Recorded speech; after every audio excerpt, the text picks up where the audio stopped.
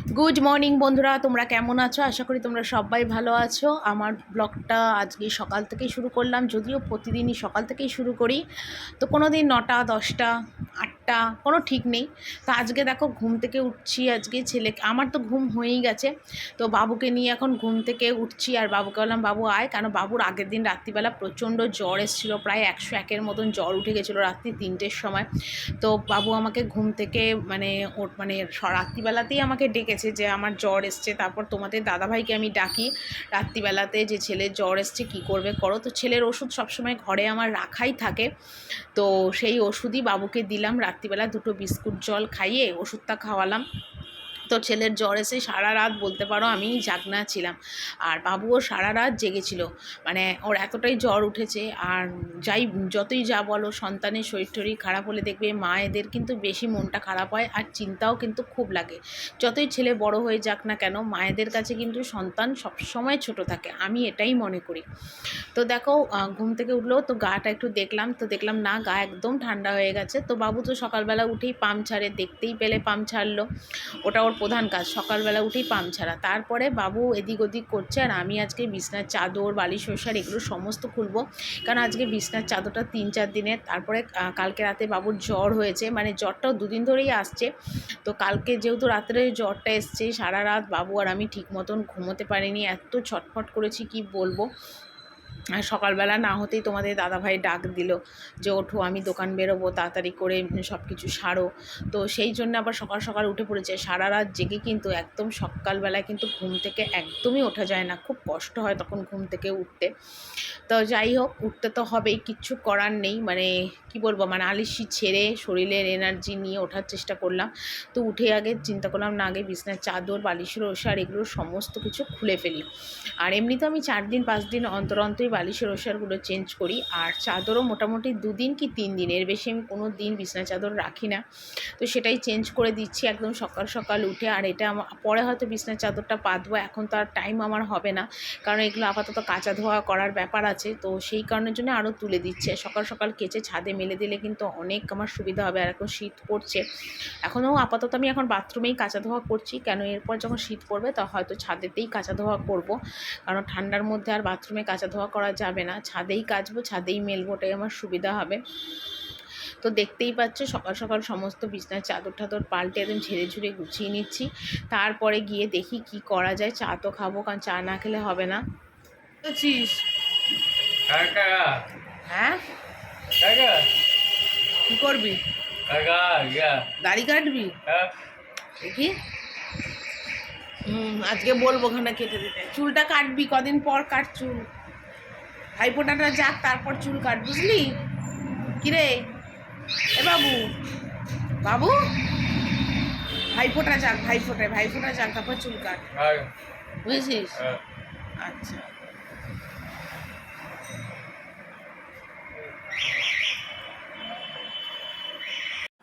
আর আমি বসেছি দেখো চা খেতে, এই যে লিকার চা আর বিস্কুট, লিকার চা বিস্কুট খেতে বসেছি।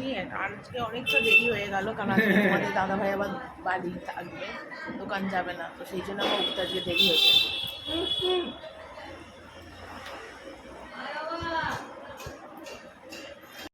তো কাচা ধোয়া করলাম, প্রচুর জামা কাপড় কাচা ধোয়া ছিল, বিছনা টিছনা চাদর যে তুললাম সেগুলো। তারপর কালকে না, আগের দিন আমি কোনো জামা কাপড় কাচিনি, আর একদিন যদি আমি জামা কাপড় না কাচি তাহলে আমার প্রচুর জামা কাপড় বেরিয়ে যায়।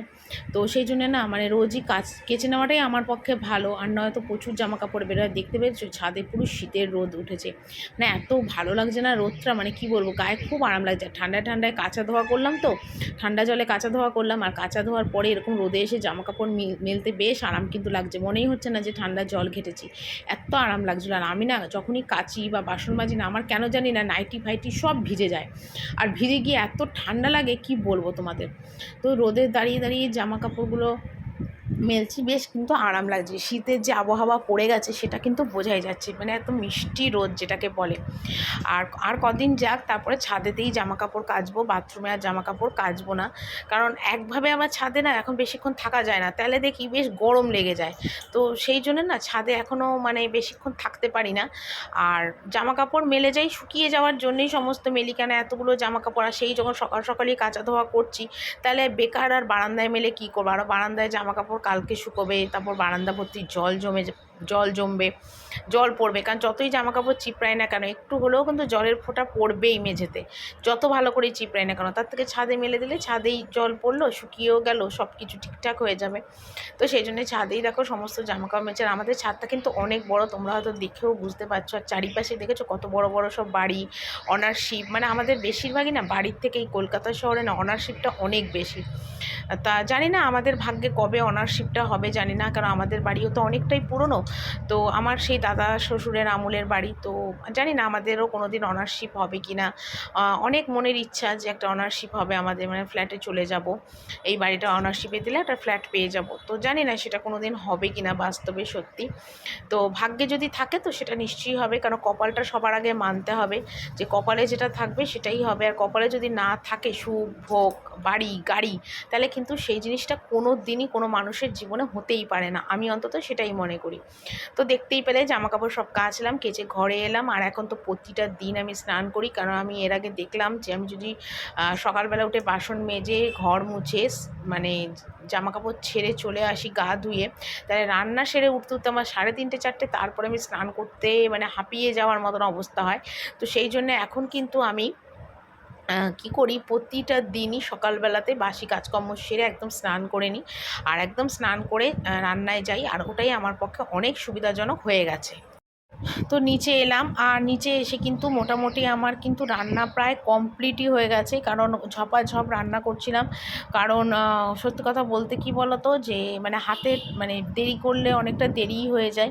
আর যেহেতু এখন রান্নাবান্নার মানে ঝামেলাটা একটু কম, কারণ বেশিরভাগই এখন নিরামিষই হচ্ছে, এই পুজো ওই পুজো সেই পুজো। কারণ আমাদের কালী পুজোয় নিরামিষ হয়, ভাইফোঁটার দিন যদিও নিরামিষ হয় না, যদিও কিন্তু কালী পুজোর দিন আমাদের নিরামিষ হয়, জগদ্ধাত্রী পুজোয় নিরামিষ হয়। মানে আমাদের বাড়িতে যেহেতু ঠাকুর প্রতিষ্ঠান, ওই জন্য 12 মাসে 13 পার্বণই না আমাদের বাড়িতে পুজোও লেগে আছে, নিরামিষ রান্না খাওয়াও লেগে রয়েছে। তারপর আমাদের পুরো চৈত্র মাসটা কিন্তু আমাদের বাবার মাস, সেই জন্য সেই পুরো চৈত্র মাসটাও আমরা নিরামিষ খাই। তো সেই জন্য সত্যি কথা বলতে কি বাড়িতে আমাদের প্রচণ্ড নিরামিষই হয়। আর বুঝতেই পারছো নিরামিষ রান্নায় কিন্তু মানে অনেক হ্যাঙ্গাম আছে, মানে খাটুনি আছে যদি ভালো মতো কোনো রান্নার আইটেম করা যায়। তো যাকগে, আমি কিন্তু এখন বাসন টাসনগুলো সকালের মাজাগুলো গুছিয়ে। বন্ধুরা, দুপুরের মেনুটা তোমাদের একবার দেখিয়ে দিই। এখানে করেছি দেখো সাদা ভাত, আলু সিদ্ধ, এখানে করেছি দেখো আলু ভাজা, এখানে করেছি দেখো ছোলার ডাল। ঠিক আছে, তোমাদের একবার ভালো করে দেখিয়ে দিই, কারণ আমাদের বাড়িতে না একটু পাতলা পাতলাই সব কিছু খাই। এই যে ছোলার ডাল করেছি রাত্রিবেলার জন্যে, রুটি হোক, পরোটা হোক, লুচি হোক, যাই হোক সেটার জন্যে। এখানে করেছি সয়াবিন আলু, তো ছেলের বেড়ে রেখেছি একটা নিরামিষ ডাল শাশুড়ির জন্যে, মুসুরির ডালই নিরামিষ। আর এখানে সয়াবিন আলু নিরামিষভাবে করে রেখেছি, আর দেখতেই পাচ্ছ ধোয়া উঠছেই, নামালাম। আর এখানে করেছি দেখো মুসুরির ডাল, এটা হলো পেঁয়াজ ফোড়ন দিয়ে মুসুরির ডাল। তো এই ছিল আজকে আমার দুপুরের মেনু। তো দেখো তারপরে আমার একদম রান্নাবান্না কমপ্লিট হয়ে গ্যাস ট্যাসগুলো একদম মুছে নিচ্ছি, যেটা আমার প্রতিদিনের কাজ। আর আজকে প্রচণ্ড খিদে পেয়েছে, কেন কে জানে। এক এক দিন সকালবেলাতে মানে চা বিস্কুট খেয়েই তো আমার সকালটা কেটে যায়, টিফিনের ব্যাপার তো আমার বাড়িতে নেই। আর এক এক দিন আমি তাড়াতাড়ি খেয়ে নিই, তাড়াতাড়ি বলতে কি 2টো 2:30 3টে তো বাজেই। আর যদি শাশুড়ি ননদের সাথে খাওয়ার হয় তাহলে কিন্তু আমার প্রায় 4টে 5টা বেজে যায়। তা আজকে আমার প্রচণ্ড খিদে পেয়েছে, তো ভাবলাম কি যে আজকে একেবারে ঠান্নাঘরগুলো তো পরিষ্কার হয়েই গেছে, গ্যাস ট্যাসগুলো সব মোছা হয়ে গেছে, তো মুছে নিয়ে তারপরে একবারে খাওয়া দাওয়াটা কমপ্লিট করে নিই, কারণ প্রচণ্ড খিদেও পেয়েছে। আর আমি না পেঁয়াজের ডাল খেতে প্রচণ্ড ভালোবাসি, মানে মুসুরির ডালটাই আমি খুব ভালোবাসি। নিরামিষ ছোলার ডাল বলো, মটর ডাল বলো বা মুগের ডাল বলো, আমি কিন্তু একদম ভালোবাসি না, কিন্তু মুসুরির ডাল নিরামিষটাও আমার ভালো লাগে, আর পেঁয়াজ ফোড়ন দিয়ে মুসুরির ডালটা খুব ভালো লাগে। তো এত খেতে পেয়েছে দেখো, সয়াবিন ডাল আর ভাত, একটু অল্প করে আলু ভাজা নিয়ে একদম খেতে বসে গেছি। তো ঝপাঝপ খেয়ে নিয়ে আবার ওপরে আছে বিছনা তোলা, কারণ মানে সকালবেলায় তোমরা দেখলে যে বিছনা টিছনাগুলো চাদর সব চেঞ্জ করেছিলাম, তো সেটা আর এখনও পাল্টানোর মানে পাতার টাইম পাইনি। এইবার গিয়ে কিন্তু ওপরে ওগুলোকে সমস্ত পাল্টা মানে পাতবো আর কি। আর তো প্রচণ্ড আমার খিদে পেয়েছিলো, সেই জন্য ভাবলাম খেয়ে নিই। তো এক এক দিন ওই যে বললাম না যে এক এক দিন প্রচণ্ড খিদে পেলে খেয়ে নিই, আর নয় শাশুড়ি ননদের সাথেই কিন্তু আমি খাই। নয়তো মানে কি বলবো, মানে আগে থেকে খেয়ে নিলে হয়তো শাশুড়ি ননদ হয়তো ভাবতেই পারে যে বউ আগে থেকে খেয়ে নিল, কিন্তু আমি আগে কিন্তু এরকম খেতাম না। আমার যবে থেকে জন্ডিস ধরা পড়লো, লিভারের প্রবলেম, গ্যাসের প্রবলেম, গ্যাস্ট্রিক আলসার ধরা পড়লো, তবে থেকেই কিন্তু আমি এরকম তাড়াতাড়ি খেয়ে নিই। কারণ আমার ডাক্তার বলেই দিয়েছিলো পেট ফাঁকা একদম রাখবে না, টাইম মতন খেয়ে নেবে। পেট ফাঁকা রাখলে গ্যাস হবে, আর গ্যাসের থেকে কিন্তু তোমার গ্যাসের ব্যথা উঠবে। তো সেই জন্যে কিন্তু আমি তাড়াতাড়ি খেয়ে নিই। কিন্তু তাড়াতাড়ি খেলে কী হবে, সব কিছু কিন্তু টাইম মতন আমার শরীরের কিন্তু কিছুই হয় না। এটা কিন্তু একদম ঠিক না। আগে আমি মানে যখন আমার প্রথম জন্ডিস ধরা পড়লো, লিভারের প্রবলেম ধরা পড়লো, তখন কিন্তু আমি খেয়ে নিতাম দুপুর 1:30টার মধ্যে। কিন্তু সেই 1:30টার টাইমটা কিন্তু এখন বহু মাস হয়েছে বন্ধ হয়ে গেছে। এখন 2টো, 2:30টা, 3টে বেজে যায় খেতে খেতে। আর যদি একসাথে খাওয়ার হয় তাহলে তো বললাম 5টাই বেজে যায়। আর যতবার আমি না সন্ধেবেলায় খাই না, তো আমার দেখি সন্ধ্যের পরে পেটটা কিরম ভার হয়ে ফুলে ওঠে, মানে গ্যাসেই মনে হয়। তো তখন আবার গ্যাসের একটা করে ওষুধ খেতে হয়। মানে আমার এখন মানে অল্প বয়সে যা হয় আর কি, মানে এত রোগে ধরে গেছে অল্প বয়সে, আর কি বলবো। আর লিভারের প্রবলেম তো জানোই তোমরা যে এটা কিন্তু একটা ভীষণ বাজে জিনিস। মানে কারোর যদি একবার লিভারের প্রবলেম ধরে তো তার পুরো লাইফটাই কিন্তু শেষ। খাওয়া দাওয়ার দিকে প্রচুর রেস্ট্রিকশন হয়ে যায়। আর তার ফলে কিন্তু খাওয়া দাওয়া কোনো কিছু করা যায় না। তো যেটাই বলো, মানে অল্প বয়সে একটা মানুষের অল্প বয়সে অল্প রোগ ধরে গেলে কিন্তু সেটা সত্যিই খুব খারাপ ব্যাপার আর কি। আর এখানে দেখতেই পাচ্ছ ওপরে চলে এলাম, আর বাবু ছিল যেহেতু ঘরে, সেই জন্য বাবুকে বললাম বাবু একটু ভিডিওটা করে দে। আর বাবু ভিডিওটা করে দিলে সত্যি আমার অনেকটা সুবিধা হয়। কারণ কেউ যদি ভিডিওটা না করে না তো অসুবিধা হয়, মানে ফোনটা এদিক ওদিক রেখে ভিডিও করতে হয় আর কি। তো ও থাকলে আমার অনেকটাই সুবিধা হয় ভিডিও করার জন্যে। আর সকাল থেকে উঠে সারাদিন কীভাবে যে কাজকর্ম করতে করতে দিনটা পুরো কাবার হয়ে যায়, আমি না একই সময় বুঝে উঠতে পারি না যে আমার কী করে এত দেরি, মানে সমস্ত কাজকর্ম কমপ্লিট করতে। আর তোমরা তো দেখতেই পারো যে আমি সকাল থেকে উঠে কীভাবে সমস্ত কাজকর্ম করি, কীভাবে সমস্ত কাজ ম্যানেজ করি একা হাতে। কারণ আমার বাড়িতে কিন্তু একটাও কাজের লোক নেই, আমি নিজেই কিন্তু একটা বড় কাজের লোক। আর আমাকে সব কিছু কিন্তু গুছিয়ে গুছিয়ে করতে হয়, সেটা তোমরা নিশ্চয়ই দেখেই বুঝতে পারো। আর সারাদিন কাজকর্ম করার পরে সন্ধ্যের পরে শরীর আর আমার চলে না যে আমি তখন এই কাজ করব বা ওই কাজ করবো। এমনকি রাতের রান্নাটা পর্যন্ত আমার করতে ইচ্ছা করে না, মানে শরীরটা এতটাই খারাপ লাগে।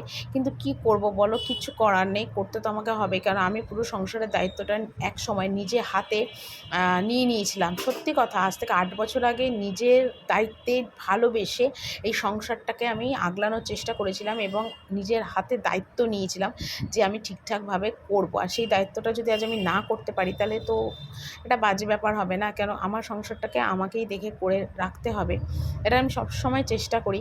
আর সত্যি কথা, আমার আগে শাশুড়ির সংসার ছিল, শাশুড়ির পর থেকে কিন্তু আমার শ্বশুর যাওয়ার পরে আমি কিন্তু নিজের হাতেই সংসারটার দায়িত্ব নিয়েছি। তো বুঝতেই পারছো একটা সংসারের দায়িত্ব নেওয়া কিন্তু মুখের কথা না। দায়িত্ব কথাটা কিন্তু অনেক ছোটো, কিন্তু তার ভিতরে যে সারমর্ম সেটা কিন্তু অনেকটাই বড়। সেটাকে পালন করতে কিন্তু অনেক দায়িত্বর দরকার হয়, অনেক পরিশ্রমের দরকার হয়, তবেই কিন্তু একটা সুন্দর সংসার গড়ে উঠতে পারে। তবে সেই সংসার গড়ে উঠে কোনো লাভ হয়নি, কারণ আমার সেটা কোনো দাম আমি পাইনি।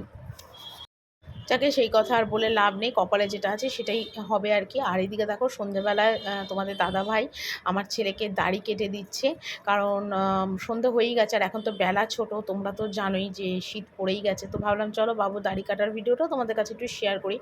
তো ওর বাবাই কেটে দেয়, যখনই দাড়ি কাটার ব্যাপার হয় তোমাদের দাদাভাই কিন্তু সবসময় দাড়িটা কেটে দেয়। আর দাড়ির সমস্ত সরঞ্জাম কিন্তু ছেলের আমি কিনে দিয়েছি, যার জন্য ঘরে করে। তো আমরা মা ছেলে মিলে এখন যাব মেলায়, কালী পুজোর মেলাতে। তো সেই জন্য দেখো ছেলে একদম জিন্সের প্যান্ট, লাল গেঞ্জি, ঘড়ি সব নিয়ে একদম রেডি। আর দাড়িও বাবুর কাটা হয়ে গেছে, তো ভাবলাম তোমাদের কাছে একটু শেয়ার করে নিই। আর এখানে দেখো আমি এই ড্রেসটা পরেছি, এটা কিন্তু আমার দুর্গাপুজোর ড্রেস। আর এই ড্রেসটা আমি পরলে খুব মানে আরাম পাই, কমফর্টেবল লাগে আমার। তো সেই জন্য এই ড্রেসটাই আমি সব সময়তে আর কি ব্যবহার করি, মানে পরি আর কি। তো আমি কি ড্রেস পরেছি, সাজুগুজু করেছি, ভাবলাম তোমাদের কাছে একটু শেয়ার করি। তো দেখো সেটাই তোমাদের কাছে একটু শেয়ার করলাম। এবার মা ছেলে মিলে কালী পুজোর মেলায় ঘুরতে চলে যাবো।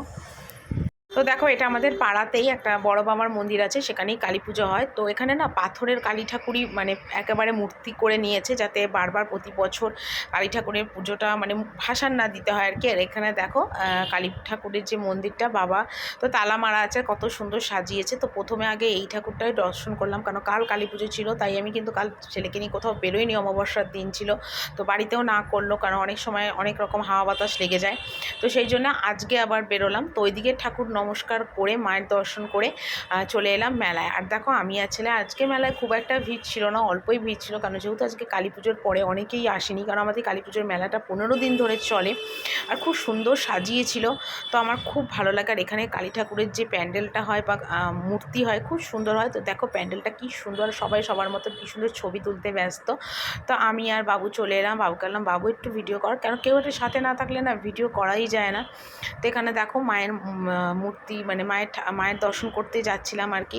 আর আমার ছেলে তো মানে অনেক ছোট থেকেই আমার ছেলেকে নিয়ে কিন্তু এই মেলাটায় প্রতিটা বছর আসে। আর কি সুন্দর দেখো গোল্ডেন কালারের ওপরে প্যান্ডেলটা করেছে, খুব সুন্দর করেছে, বেশ ভালো লাগলো, বেশ সাজিয়েছেও খুব সুন্দর করে। আর যখন ছেলে ছোট ছিল তখন থেকেই কিন্তু এই প্যান্ডেলে আমি ছেলেকে নিয়ে ঠাকুর দেখতে আসি। আর একটা ঠাকুরের প্যান্ডেলও আছে, ওদিকে পুজো হয়, তো সেটা এবার আর যাওয়া হয়নি, ভুলে গেছিলাম। তো এখানে দেখো সবাই মায়ের দর্শন করছে যে যার মতন, আর ছবিও তুলছে, আবার বেরিয়েও আসছে। তো আমি বাবুকে নিয়ে চলে এলাম ঠাকুর দেখতে। আর খুব ভালো লাগলো আজকে সময়টা, সন্ধ্যাটা ছেলেকে নিয়ে কাটানো সময়টা আমার খুব ভালো লাগলো। আর আমিও বেশ ঘুরতে টুরতে ভালোবাসি, ছেলেও খুব ঘুরতে ভালোবাসে। আর এখানটা ভিতরে ডেকোরেশনটাও খুব সুন্দর করেছিল, আর মায়ের প্রতিমার মূর্তিটাও খুব সুন্দর হয়েছিল। সবাই দেখো এখানে বসে আছে ঠাকুর পুজোর এখানে। তো আমি ভাবলাম যে তোমাদের কাছে একটু শেয়ার করি, কারণ আমি কি করছি না করছি, আমার যেহেতু ডেলি লাইফস্টাইল, তো সেটাও তোমাদের কাছে শেয়ার করবো। সবাই দেখো কি সুন্দর মায়ের ছবি তুলছে। আর তারপরে দেখো বেরিয়ে আমরা এখানে ফুচকা খেতে চলে এলাম। আর এখানে আমি আর ছেলে দুজনে মিলে ফুচকা না, ঘুগনি খেতে, ভুল বললাম, ঘুগনি খেতে চলে এলাম। আর ঘুগনিটা আজকে খুব সুন্দর বানিয়েছিল। তো বাবুকে ওখানে ঘুগনি দিলাম খেতে, আর আমিও নিয়ে নিলাম 1 প্লেট 20 টাকা করে, 40 টাকা দুজনে ঘুগনি খেলাম। তো চলো বন্ধুরা, ঘুগনি খেতে খেতে মেলার এই ব্লগটা এখানেই শেষ করছি। কালকে একটা নতুন ভিডিও নিয়ে চলে আসবো। টাটা, সবাই ভালো থেকো।